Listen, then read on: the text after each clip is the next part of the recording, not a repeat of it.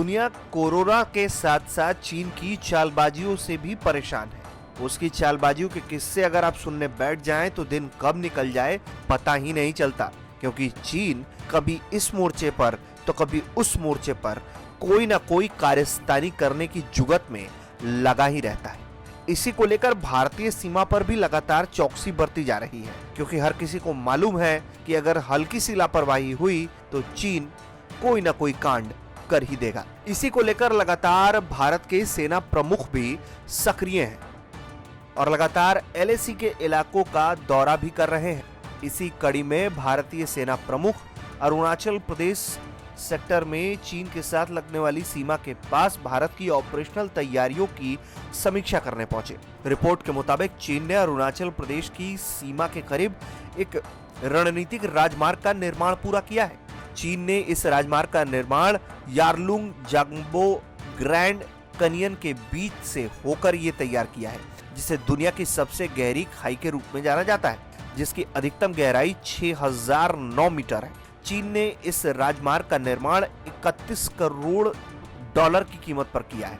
सीमा पर चीन की तरफ से बढ़ते निर्माणों के मद्देनजर सेना प्रमुख नरवणे पूर्वोत्तर क्षेत्र के 2 दिनों के दौरे पर। क्षेत्र में उनका दौरा पूर्वी लद्दाख में टकराव वाले कुछ स्थानों पर चीनी सेना के साथ भारतीय सेना के जारी गतिरोध के बीच हो रहा है। अधिकारियों ने बताया है कि अरुणाचल प्रदेश में उत्तरी सीमा के पास ऑपरेशनल तैयारियों और पूर्वोत्तर क्षेत्र के आंतरिक इलाकों में सुरक्षा स्थिति का वो जायजा ले रहे हैं।